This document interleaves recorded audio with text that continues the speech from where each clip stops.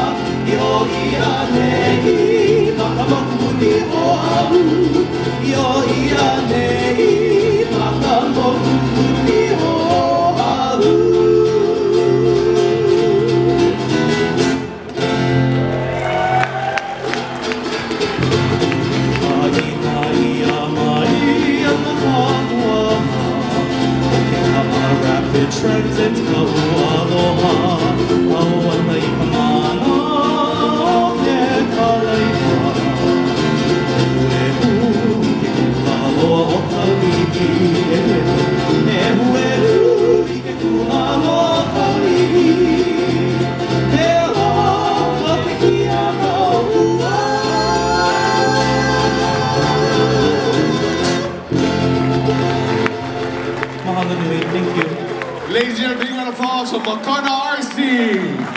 Oh, you catch me off guard. I'm like, yeah, jump in there. Hello. Brother Ken.